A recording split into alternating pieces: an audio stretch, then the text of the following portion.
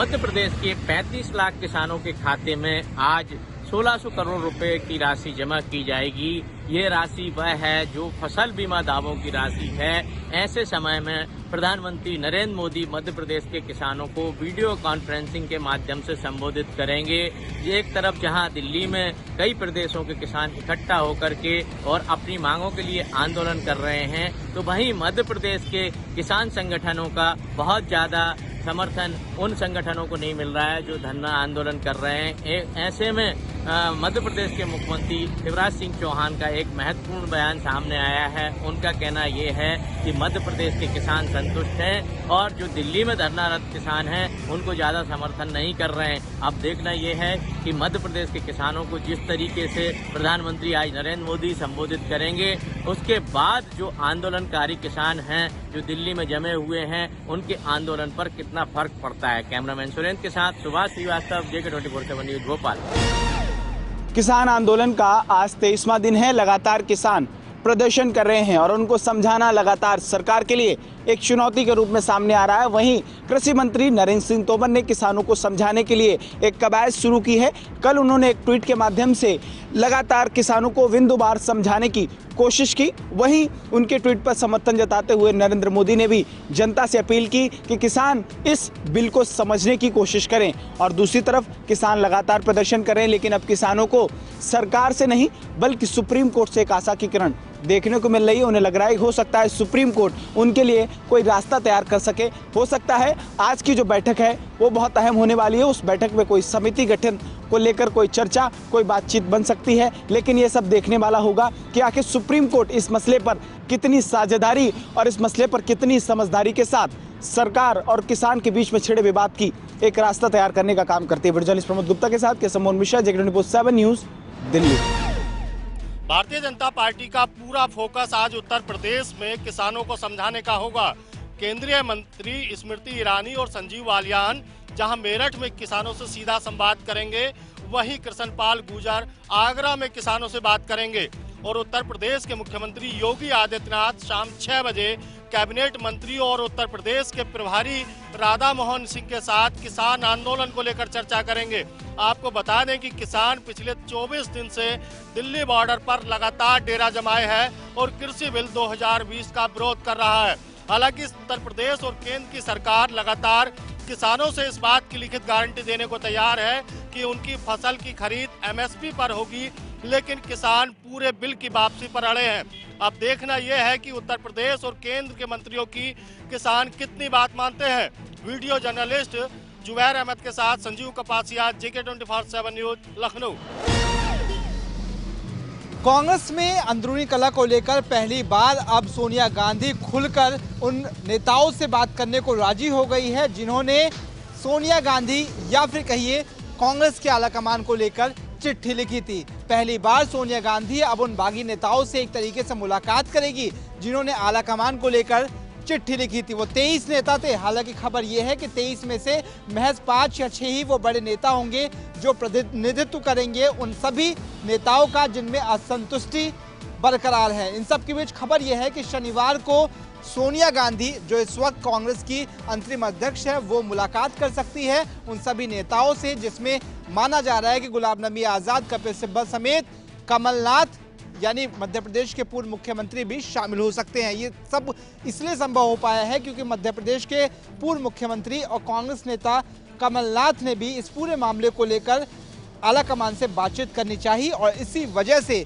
खबर है कि अब सोनिया गांधी उन सभी असंतुष्ट नेताओं से बातचीत करेगी और उनके बीच फैले असंतुष्टि को जानने की कोशिश करेगी। हालांकि सबकी नजरें इस बात पर टिकी होंगी कि क्या इस बैठक में राहुल गांधी और प्रियंका गांधी शामिल होंगी या फिर केवल सोनिया गांधी से ही नेताओं की मुलाकात होगी। इस मुलाकात पर नजरें इसलिए भी टिकी हुई है क्योंकि हाल ही में हमने देखा कि ज्योतिरादित्य सिंधिया के बीजेपी में जाने के बाद कमलनाथ ने वहां की कुर्सी मध्य प्रदेश की सत्ता गंवा दी, जिसके बाद कांग्रेस में लगातार नाराजगी बढ़ रही है, नेताओं में असंतुष्टि बढ़ रही है। ऐसे में संगठन को मजबूत करने के लिहाज से ये बैठक अहम मानी जा रही है क्योंकि पश्चिम बंगाल में भी हाल में चुनाव है। ऐसे में नेताओं के बीच किसी भी तरीके की असंतुष्टि ना रहे, इसे क्लियर करने के लिए सोनिया गांधी ये बैठक कर रही है।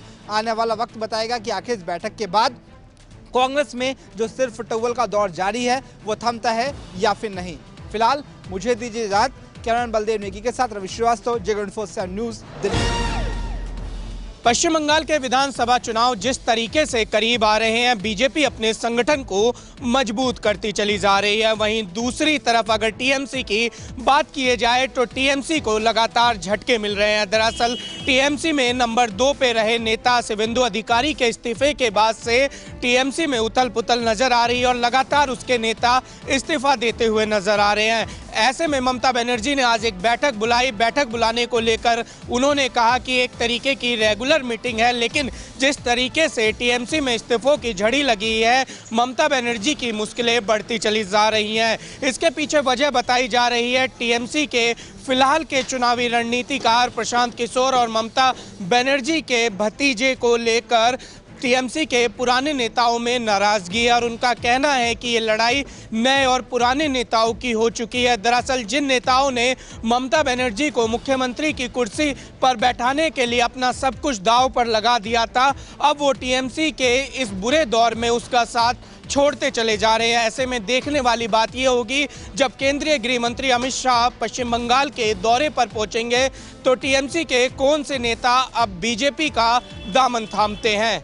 वीडियो जर्नलिस्ट बलदेव नेगी के साथ निशांत राय, J24 न्यूज़, दिल्ली। उत्तर प्रदेश में गंगा एक्सप्रेसवे की बात हो या फिर नोएडा के करीब जेवर एयरपोर्ट की बात हो, बसपा सुप्रीमो मायावती ने उत्तर प्रदेश की भाजपा सरकार की इन विकास परियोजनाओं को लेकर बड़ा हमला किया है।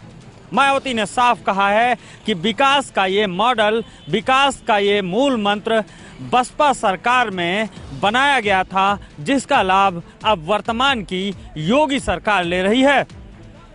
जाहिर सी बात है कि मायावती 2022 के चुनावों को ध्यान में रखकर विकास की बातचीत कर रही हैं। उत्तर प्रदेश में मायावती एक बार फिर से 2007 की तर्ज पर सबका साथ, सबका विकास और सर्व समाज का नारा देकर मैदान में आ रही हैं और सीधा सा जो मुकाबला होगा वो बीजेपी से है। ऐसे में मायावती का फोकस अब विकास पर जाता हुआ दिखाई दे रहा है।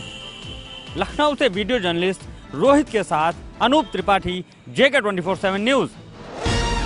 देश भर में कोरोना के संक्रमण के मामले करीब 1 करोड़ के पास पहुंच गए हैं। हालांकि राहत की बात यह है कि रिकवरी रेट भी बहुत बेहतर है। वहीं बात दिल्ली की करें तो दिल्ली में भी हालात पहले के मुकाबले काफ़ी बेहतर हुए हैं। लगातार संक्रमण का जो ग्राफ बढ़ रहा था उसमें अब बड़ी गिरावट देखने को मिल रही है। वहीं इस महीने के आखिर तक कोरोना की वैक्सीन के आने की भी पूरी आशंका है। वहीं डॉक्टर्स ने इस पर भी एक राहत की सांस ली है कि जो जिन राज्यों में जो रिकवरी रेट था, जो लगातार उसमें एक कटौती देखने को मिल रही थी, अब उसमें काफ़ी ज़्यादा बढ़ोतरी देखने को मिल रही है। साथ ही साथ में अगर अब वैक्सीन की बात करें तो सबको अब इंतज़ार है कि भारत की अपनी वैक्सीन आखिर कितनी जल्दी आती है। कैमरा पर्सन सचिन के साथ प्रणय शर्मा।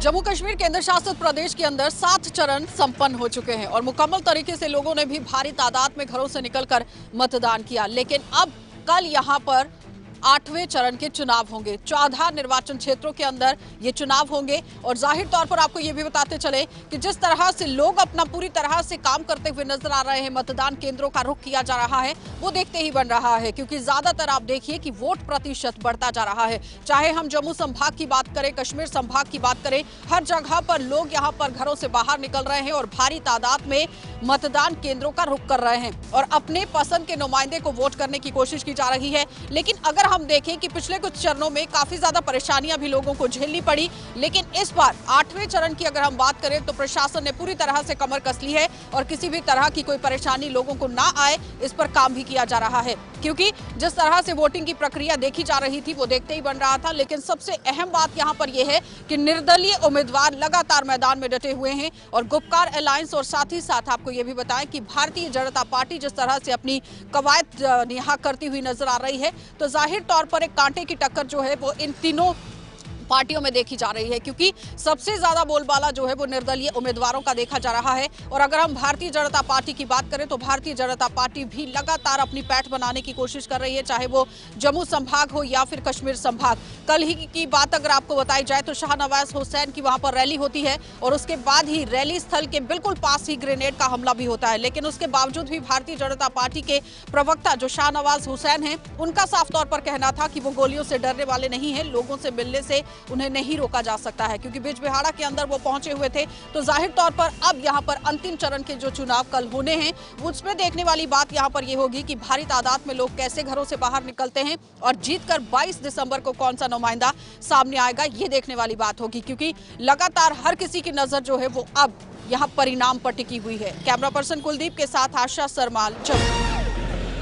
राजधानी देहरादून में स्मार्ट सिटी का काम बड़े ही जोरों पर किया जा रहा है। वहीं देखने में आ रहा है कि तमाम सड़कें दुरुस्त की जा रही हैं, तो वहीं जिस तरीके से स्मार्ट सिटी का कार्य चल रहा है तो कहीं ना कहीं व्यापारियों को भी दिक्कतों का सामना जरूर करना पड़ रहा है। लेकिन वहीं स्मार्ट सिटी को लेकर प्रशासन लगातार कार्य कर रहा है और आज उसी के तहत चाइल्ड फ्रेंडली का एक प्रोजेक्ट यहाँ पर शुभारंभ किया गया है, जिसका शुभारंभ मेयर सुनील उनियाल गामा ने किया है। सुनील उनियाल गामा ने साफ तौर पर इस मौके पर कहा कि जिस तरीके से लगातार जाम पूरे शहर में लगा रहता है, तो उसको देखते हुए ये फुटपाथ को सजाया गया है। फुटपाथ पर इस तरह की व्यवस्थाएं रखी गई है कि बच्चों को आने जाने में दिक्कत ना हो। जिस तरीके से बच्चे स्कूल जाते हैं तो कहीं ना कहीं उनको जाम का सामना यहाँ पर करना पड़ता है, उसके लिए ये प्रोजेक्ट बनाया गया है कि ताकि बच्चों को टाइम से वो स्कूल पहुंच सकें और टाइम से वो अपने घर वापस लौट सकें। हालांकि इस फुटपाथ पर कहीं ना कहीं ये सुविधा भी रखी गई है कि बच्चे उसमें आराम भी कर सकते हैं।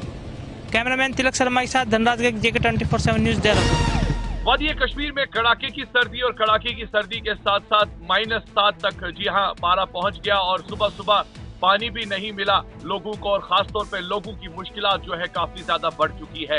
एक जानिब अगर बात करें तो आने वाले दिनों में चिलाई कलान भी शुरू होगा, जो 40 दिन की सख्त सर्दी वादी कश्मीर में दिखाई देगी। फिलहाल मौसम के साथ साथ ये भी बताया गया है कि अगले 2 दिनों के बाद एक वेट स्पेल फिर से दिखाई देगा, जिसमें बारिशें और बर्फबारी हो सकती है। मगर इस वक्त वादी कश्मीर में कड़ाके की सर्दी, जिसमें डल झील भी जम चुकी है। एक जानिब अगर बात करें, बिजली भी दूर तक दिखाई नहीं दे रही है। कह सकते हैं कि इस वक्त सर्दी का कहर कश्मीर में खूब दिखाई दे रहा है। गुलिस्तान न्यूज और JK 24/7 के लिए सईद इरफान वाली। छत्तीसगढ़ में हम मौसम की बात करें तो लगातार मौसम में करवट बदल रही हैं, कभी बारिश तो कभी धूप, कभी बारिश तो कभी धूप। लेकिन इसके चलते जो है कहीं न कहीं मौसम का मिजाज जो जरूर बदला है। बीच में जो है राजधानी रायपुर में जम करके जो है गर्मी, ठंडी की बजाय जो है गर्मी लग रही थी। इसके साथ में ही कुछ दिनों के बाद जो है बारिश हुई, जिसके साथ ही मौसम में जरूर परिवर्तन हुआ। उसके प्रदेश भर में ही थोड़ा सा जो ठंडी है वो ठंडी कड़ाके की जो वो पड़ने लगी है, बढ़ गई है। हालांकि मौसम विभाग ने अभी और चेतावनी दी है कि आने वाले कुछ समय में जो है कड़ाके की ठंडी जो है प्रदेश में पड़ने वाली है। लगातार जो मौसम का मिजाज है जो है बदला हुआ है, जिसके चलते कभी ठंडी कभी गर्मी, इस तरीके के जो है एहसास लोगों में जरूर हो रहा है। लेकिन अब ठंडी जो है धीरे धीरे जो उसकी जो तापमान है वो बढ़ते जरूर जा रही है। कैमरामैन किशन साहू के साथ शंभू राही, JK 24 न्यूज़, रायपुर।